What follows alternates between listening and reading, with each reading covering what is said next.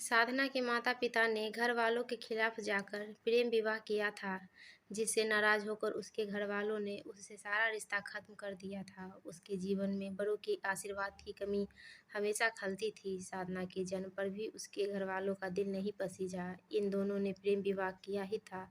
दोनों का जाति भी अलग-अलग था। उन दोनों के घरवालों ने उन्हें पूर्ण रूप से परित्याग कर दिया था। इन दोनों ने कई बार कोशिश की अपने परिवार वालों से मिलने की, उनसे माफ़ी माँगने की, मगर कोई फ़ायदा नहीं हुआ।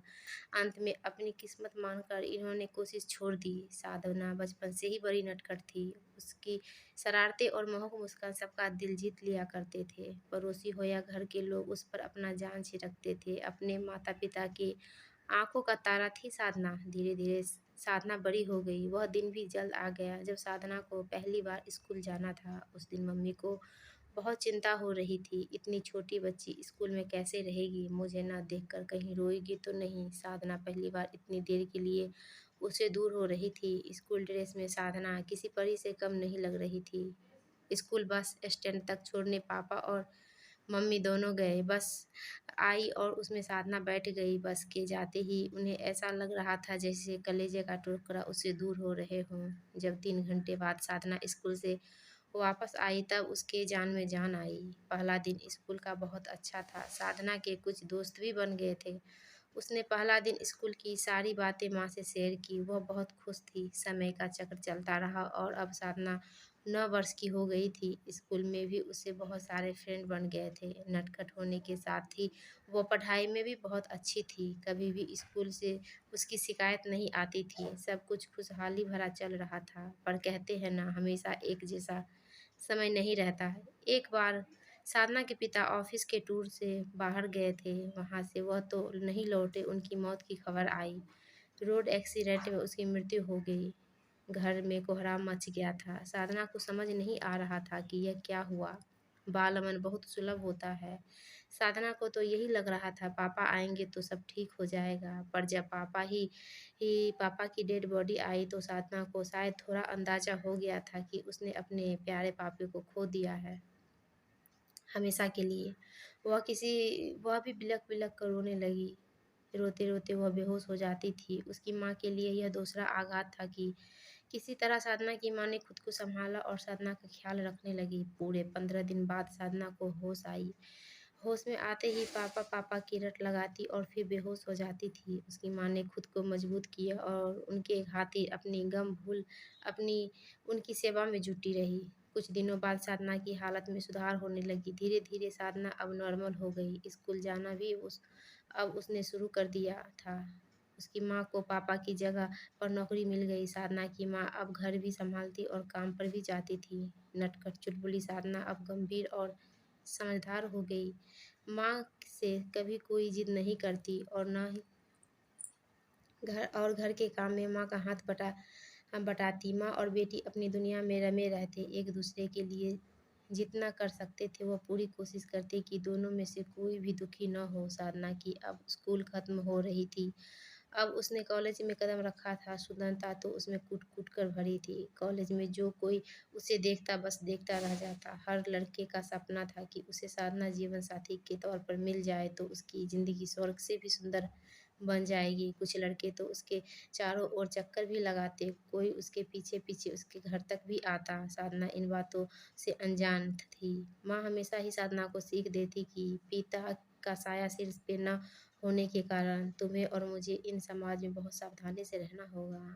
हमसे कोई एक छोटी-सी गलती हुई या समाज वाले हमारा जीना दुर्भर कर देंगे सुकून से। यह समाज अभी भी उन्हें कहाँ जीने दे रहा था। बिना पुरुष वाले घर में लफंगों ने कोहराम मचा रखा था। कुछ अच्छे पड़ोसी भी थे जो उनकी मदद करते। माँ-बेटी इसी तरह अपना जीवन काट रहे थे। कॉलेज में एक मन चला साधना के पीछे ही पड़ गया था। वह साधना का दीवाना हो चुका था। बड़े घर का बिगड़ेल लड़का रंजीत। कभी वह साधना के पास आने की कोशिश करता तो कभी उसे छेड़ दिया करता। साधना उसे काफ़ी लंबे समय से इग्नोर करती आ रही थी, मगर एक दिन वह हद ही हो गई। रंजीत ने साधना का हाथ पकड़ लिया और फ़िल्मी अंदाज में अपने प्यार का इज़हार करने लगा। साधना ने उसे बहुत भला-बुरा कहा और आँसू बहाते हुए घर चली आई। रंजीत को साधना ने ठुकरा दिया था। जब रंजीत अपने दोस्त के पास गया तो सारे दोस्त उसका मज़ाक उड़ाने लगे। कोई चुटकी लेने लगा। लंगूर को हूर की चाहत थी। उसे उन दोनों ने बंदर बनाकर नचा दिया। रंजीत ऊपर से तो शांत था, लेकिन अंदर ही अंदर गुस्सा उबाल मार रहा था। उन्होंने अपने दोस्त से के साथ बैठकर शराब पी और साधना के घर जाकर साफ साफ बात करने की ठानी। वह और उसके दोस्त पहुंच गए साधना के घर और दरवाज़ा खटखटाने लगे। साधना की माँ दरवाज़ा पर आई तो रंजीत ने कहा, साधना कहाँ है? उसे बुलाओ, मुझे उससे ज़रूरी बात करनी है। माँ ने उसे जाने को कहा, मगर शराब का नशा उस ऊपर से बड़े बाप का बेटा, वह माँ से भी भिड़ गया। जब काफ़ी शोर शराबा मचा तो साधना बाहर आई। उसने देखा दरवाजे पर रंजीत और उसके दोस्त और पड़ोसियों का जमावड़ा लगा हुआ है। लोग उसे अजीब नज़रों से देख रहे हैं। रंजीत वही सबके सामने साधना को आई लव यू बोल दिया। शांत रहने वाली साधना का पारा चढ़ गया। आगे आकर उसने कहा, तुम समझते क्या हो अपने आप को? बड़े बाप के बेटे हो तो क्या दूसरों की कोई इज्जत नहीं है? तुम जैसे लड़कों पर तो कोई लड़की थूकेगी भी नहीं। और गुस्से में उसने रंजीत को एक थप्पड़ मार दिया। अब पड़ोसियों भी साधना के पक्ष में बोलने लगे और उन लड़कों को पिटाई करने पर उतर आए। अपने आप को घिरा हुआ देख रंजीत और उसके दोस्त वहां से निकल गए। इस बात को बीते कई दिन हो गए थे। साधना कॉलेज आती रही, लेकिन रंजीत का कोई पता नहीं था। उसने कॉलेज आना छोड़ दिया था। एक दिन जब साधना कॉलेज से घर आ रही थी, दोपहर का वक्त था और रास्ता सुनसान। साधना अपनी सहेलियों के साथ थी। एक गाड़ी से चार नकाबपोश आदमी उतरे और साधना को घेर कर खड़े हो गए। उसमें से एक ने बोला, बहुत घमंड है इसे अपनी सुंदरता पर, आज इसका गुरूर तोड़ देते हैं। साधना की सहेलियां डर तो गई थी, लेकिन साथ नहीं छोड़ रही थी साधना की। तभी अचानक साधना के सर पर किसी ने डंडा मारा और साधना बेहोश हो गई। एक दूसरे लड़के ने जेब से शीशी निकाली और साधना के चेहरे पर गिराकर भाग गया। उसके साथ ही सारे रफूचक्कर हो गए। साधना की सहेली के लिए ये बड़ा ही भयानक दृश्य था। साधना के बाल खुद ब खुद निकलते जा रहे थे। उनके चेहरे का मांस गल रहा था। उन्होंने साधना के चेहरे पर पानी डाला और एम्बुलेंस को फ़ोन किया।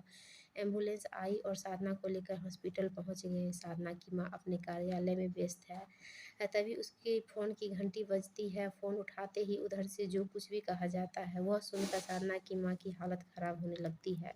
वह रोते हुए हॉस्पिटल पहुंचती है। सहकर्मियों उसकी इस हालत को देखकर कुछ समझ नहीं पाते। कुछ सहकर्मी साधना के माँ के साथ चल देते हैं। साधना की माँ जैसे तैसे खुद को संभालते हुए हॉस्पिटल पहुंचती है। वहाँ साधना की सहेलियाँ और पुलिस वालों को देखती है और उससे सवाल करती है, कहाँ है मेरी बेटी, कैसी है वो, मुझे उससे अभी मिलना है। साधना की माँ को सिर्फ एक्सीडेंट हुआ है यह बताया गया था। साधना की सहेलियाँ उसे गले लगाकर रोने लगती है और सारी बातें बताती है। सारी बातें सुनकर साधना की माँ दहाड़े मारकर रोने लगती है। उसके सहकर्मी उसे हौसला देने की कोशिश करते हैं। इस मुश्किल घड़ी में डॉक्टर उसे बुलाते हैं और ज़रूरी पेपर पर साइन कराते हैं। साधना की माँ डॉक्टर से पूछती है, डॉक्टर साहब कैसी है मेरी बेटी, क्या मैं उसे मिल सकती हूँ, ठीक तो है ना वो? मैडम आपको हिम्मत रखनी होगी, उस पर बहुत ही स्ट्रॉन्ग एसिड फेंका गया है। जान उसकी भले ही बच जाए, लेकिन जो मानसिक आघात उसे लगा है उससे उभरने में पता नहीं वह सफल हो पाएगी कि नहीं, यह नहीं कह सकता। आपको बहुत स्ट्रांग होना पड़ेगा, डॉक्टर ने कहा। साधना की माँ ने बहुत दिन विनती की कि एक बार उसे साधना से मिलने दे। तब डॉक्टर उसे साधना के पास ले गए। साधना बेहोश पड़ी हुई थी। माँ जैसे ही उसका चेहरा देखा बहुत जोर जोर से रोने लगी। नर्स उसे शांत करने की कोशिश की और उसे बाहर लेकर आई। साधना की माँ साधना को इस हालत में देखकर खुद को संभाल नहीं पा रही थी। उसकी दुनिया तो खत्म हो गई थी। पति के जाने के बाद जीने की जो उम्मीद थी, उसकी यह हालत देखकर उसकी सारी उम्मीदें और हौसला टूट चुका था। पुलिस वालों ने कुछ अज्ञात लोगों के खिलाफ केस दर्ज किया और फॉर्मेलिटी करके चले गए। इलाज के कुछ दिनों बाद साधना को होश आया।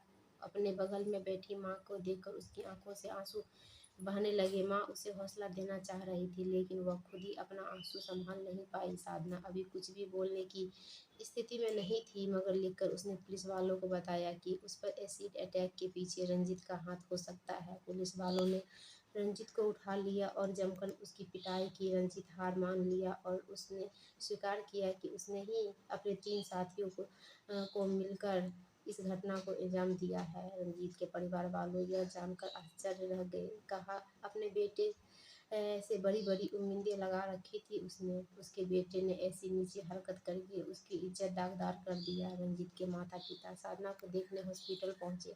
साधना की हालत देखकर उसकी भी आँखें भर आई। उन्होंने रंजीत की तरफ से साधना और उसकी माँ से माफ़ी माँगी और साधना की इलाज के खर्च उठाने की बात करने लगे। साधना की माँ ने मना कर दिया, मगर अपराध बोध से घिरे रंजीत के माता-पिता ने बहुत गिड़गिड़ाने पर साधना और उसकी माँ ने मान गई। उन्होंने बहुत अच्छे डॉक्टर बुलाए, बहुत सारे ऑपरेशन हुए, तब कहीं जाकर 3 साल बाद साधना नॉर्मल हो पाई, मगर उसका चेहरा बहुत ही खराब हो चुका था। बहुत कोशिश के बाद साधना खुद को सामान्य रखने लगी थी। इधर रंजीत को 3 साल में बेल मिल गई थी और उसकी शादी भी हो गई थी। एक सामान्य जीवन जीते हुए वह अपने पिता के बिजनेस में मदद करने लगा था।